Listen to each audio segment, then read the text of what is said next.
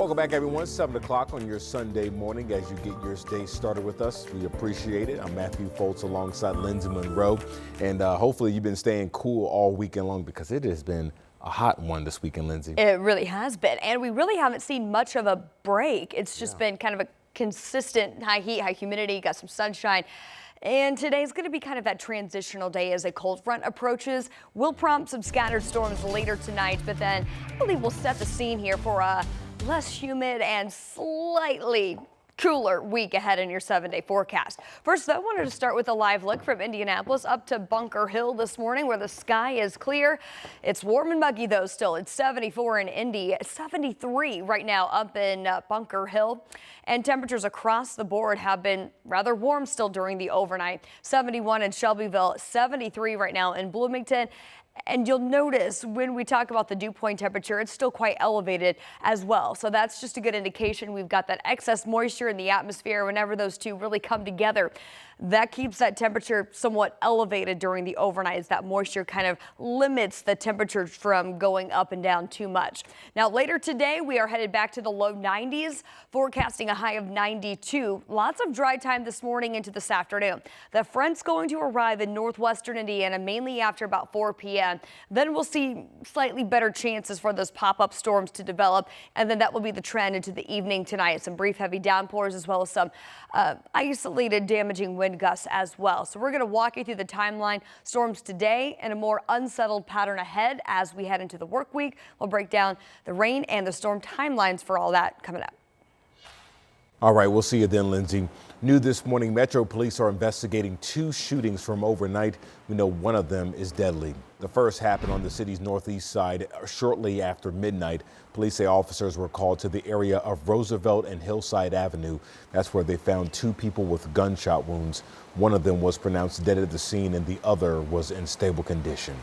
Then about 2 hours later, officers say they were called to the city's east side near New York Street and North Sherman Drive.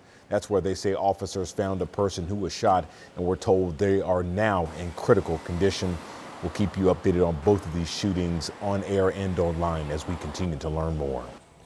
And this morning, we're also learning more information about that mass shooting downtown that left 2 young people dead and hurt 5 others.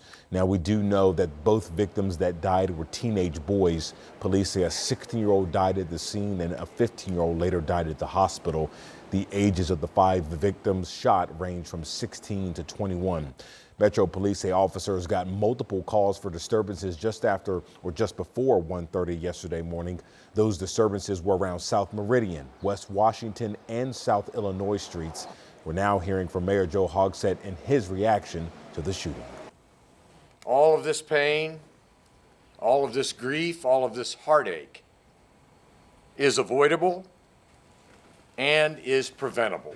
But you have to take responsibility as a mom, a dad, a man, a woman, a grandmother, a aunt, a cousin, or uncle. I think we know what's going on in our homes. We know what's going on in our neighborhoods. That was Mayor Joe Hogsett and community activists you just heard from right there. So far, no arrests have been made in this case, but police did tell us they made 20 arrests before that shooting took place. They also recovered at least 2 guns from kids downtown. And now to the safety changes, including a call for parent accountability. Our Marina Silva is now looking into what police say they're doing to protect people downtown. Police say on Friday and Saturday nights, this is where kids go, downtown, unsupervised. You can see them being dropped off by their parents, 5 or 6 at a time out of the car. You can see them jump out of Ubers and Lyfts, and you can see them jumping off the buses that they ride down. The chief wants parents to be accountable for their children, and the city's also making safety changes. First, enforcing the curfew. Take a look. Here's when state law says kids can and can't be out. And that's why any kind of curfew enforcement needs to be based in help and not punishment. Taking someone to the Family Justice Center, watching them go in the door and then out the back door is not going to help anyways. Another one of the changes, more eyes watching downtown. Police say they're going to be adding security cameras like this one. We're going to use technology again. We're going to find out who did it, and we're going to hold them accountable. Police also plan to seek stay-away orders for the Miles Square for people charged with violent crimes or weapons violations. Indiana State Police will help patrol downtown this summer, and the City-County Council may update food truck ordinances for vendors out late after bars close. City-County Council members are also condemning the violence. Leroy Robinson says the council will revisit the curfew ordinances as well as introduce new ordinances to hold parents accountable.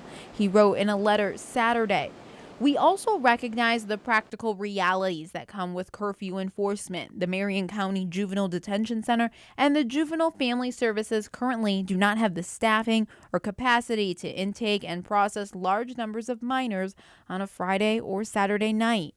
Reverend Malachi Walker is the founder of Young Men Incorporated. He says he was speechless last night, but it's time as a community, everyone works to take care of the kids. Most importantly, it's going to take the parents. Not that I'm holding parents accountable.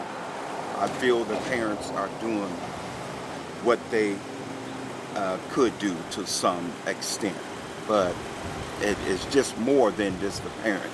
All to not only keep kids out of trouble, but keep them alive too. In Indianapolis, Marina Silva, 13 News. And today we do know that faith and local leaders are planning a procession downtown in wake of that mass shooting. So they say they'll be walking from Christ Church Cathedral to the scene of that downtown shooting. 13 News will be there at noon and will share their message. You can also find continuing coverage of the mass shooting right now on our website at WTHR.com. Well, this morning, a family of four is looking for a place to call home after their house caught fire on the city's west side. So take a look at your screen. This is video from IFD. You can see crews battling the smoke and flames at a home along Centennial Street near West Michigan. Fire crews say it happened overnight and it spread next door to a home but did not cause too much damage. Thankfully, we're told no one was hurt. Our crews say they were also able to save the family's two dogs and cat from that fire.